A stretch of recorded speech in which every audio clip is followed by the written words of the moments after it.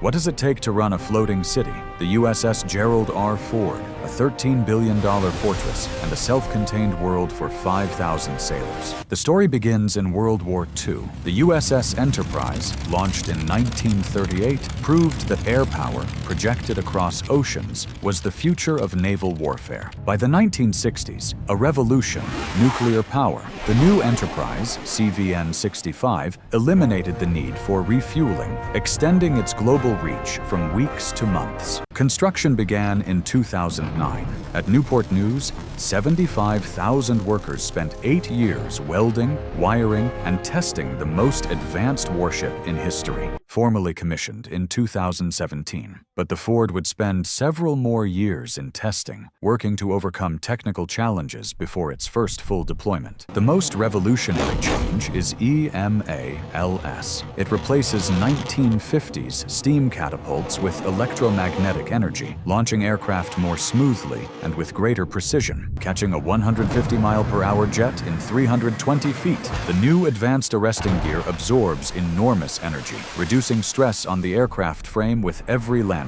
The heart of the Ford, 2 A-1B nuclear reactors. They produce 3 times more electrical power than previous carriers, feeding EMALS and future-focused weapons. The command center, or island, is smaller and set farther back. This simple design change increases vital flight deck space and reduces the ship's radar signature. Perhaps the biggest change. The crew. The Ford operates with 600 fewer sailors than a Nimitz-class ship, relying on automation to save billions in long-term costs. But the cost and delays sparked controversy. Did these revolutionary systems justify the $13 billion price? Critics argued the Navy gambled on unproven tech. Below deck, 5,000 sailors work 16-hour shifts. From spotless medical bays to sweltering machinery rooms, this is a city that never, ever sleeps. On the flight deck, a dangerous ballet. Colored jerseys define their roles: fueling, arming, directing. In this high-stakes environment, a single mistake can be fatal. This floating town needs a support system. Cooks prepare over 17,000 meals daily. Doctors staff a fully equipped hospital, ready for any emergency. Why does it matter? Power projection. The carrier is a movable airport that requires no permission from foreign governments, an invaluable tool in a crisis. The Ford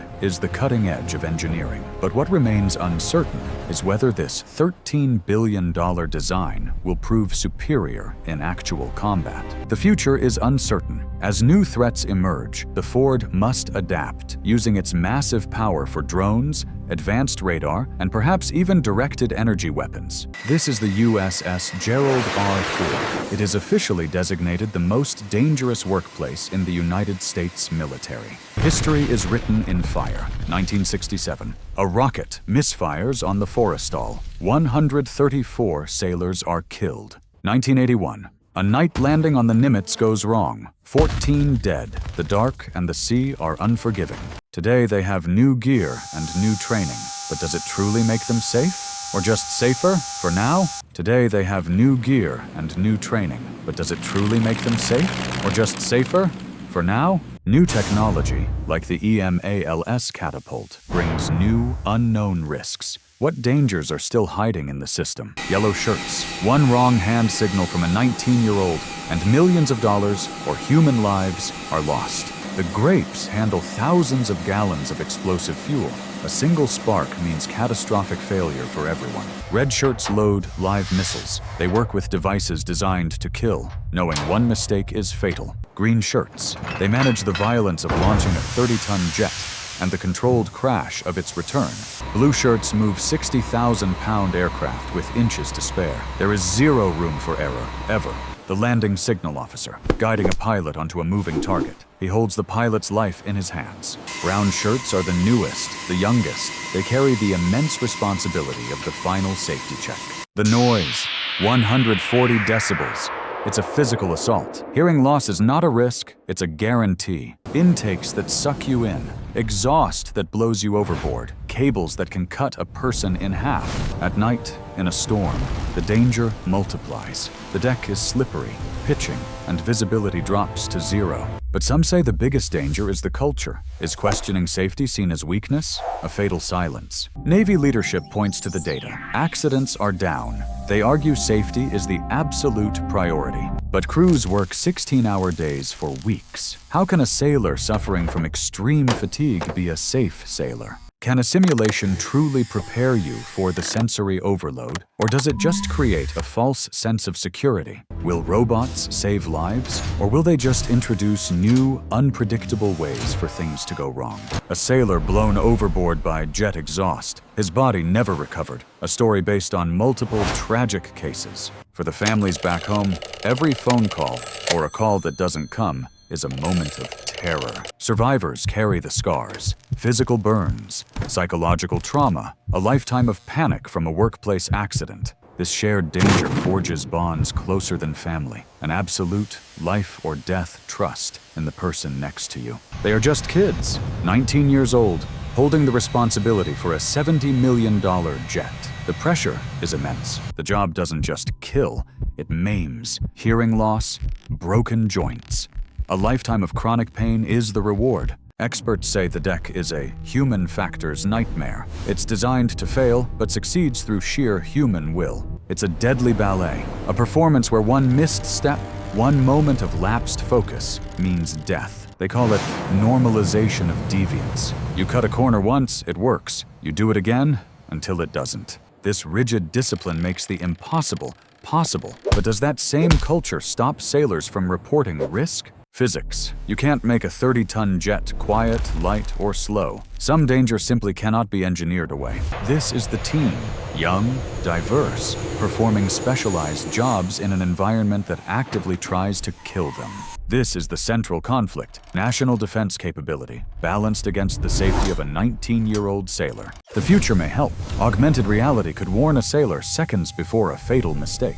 VR can simulate disasters too dangerous to practice. But will it be enough when the deck is real and the sea is rough? The Navy may implement new fatigue rules, but in a real combat scenario, will those rules be thrown out? Robots could take the most dangerous jobs, like loading ordnance. But who is responsible when the robot fails? New anonymous reporting systems, an attempt to break the culture of silence and empower the youngest sailor. By studying the near misses, the Navy hopes to find the cause of an accident before it happens. Their youth, their courage, their skill, this is the human cost of power. It deserves to be seen. And for the pilots, they must master one of the most difficult skills in aviation, or become the next statistic. How do 5,000 people survive on a steel island, 300 miles from the nearest hospital? Life aboard the Ford operates on a rhythm completely different from anything on land. Understanding daily life reveals the human dimension of military power that rarely appears in official reports. Early carriers had minimal crew comfort, and privacy essentially did not exist. By the 1960s, the Navy recognized that crew welfare directly affected operational readiness. The 1990s brought communication. The psychological impact of staying connected to family proved enormous. The Ford's design incorporated 50 years of lessons, but conditions remain far from luxurious. A typical sailor's day begins at 05:30, where up to 200 people sleep in a single compartment. Flight deck personnel typically work 12 hours on and 12 hours off during intensive flight operations. Fresh fruits and vegetables deplete within weeks of leaving port, replaced by frozen alternatives. The ship's hospital handles everything from routine sick calls to emergency surgeries, 300 miles from land. Mental health counselors see sailors struggling with deployment stress, relationship problems, or adjustment issues. Recreation facilities provide some relief, but the environment is one of constant, shared intensity. Social media and video calls are prohibited. This limited connectivity creates significant stress. Port visits are the only break, allowing sailors to leave the ship and escape the intensity of shipboard life. Critics argue conditions remain unnecessarily harsh, constant noise, lack of privacy, and grueling work schedules. The suicide rate among Navy personnel has raised serious concerns about the adequacy of mental health support. Women now serve in all combat roles, But integration required massive policy changes and cultural shifts. Reports of sexual harassment and assault aboard Navy ships have sparked controversy. Critics say cultural change is incomplete. 6 to 9 month deployments strain marriages and create single-parent situations for spouses left behind. Missing a child's birth or a parent's final days creates profound helplessness. Young sailors, many straight from high school, experience culture shock and are forced into accelerated maturity.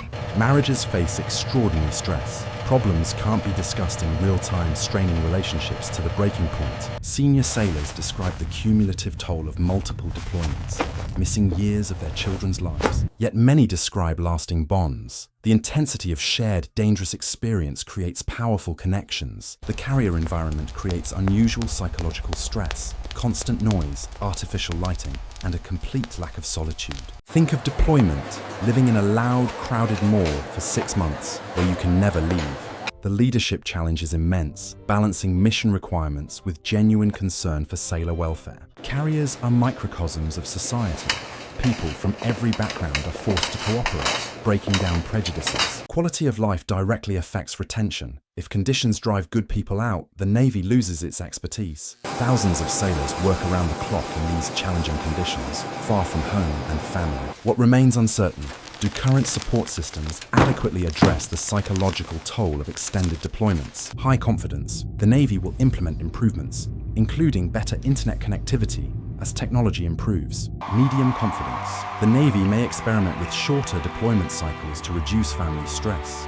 Medium confidence, future carriers might incorporate better sound dampening to reduce constant noise stress. As stigma decreases, military culture will continue shifting toward normalizing mental health support. The Navy will invest more in supporting families, recognizing that spouse well-being affects sailor performance. If the Navy struggles with retention, leadership will face pressure to make dramatic changes. These sailors are human beings navigating extraordinary challenges. This reveals the human cost of military readiness. Next, we examine the intensive training pipeline that transforms civilians into crew for this demanding environment.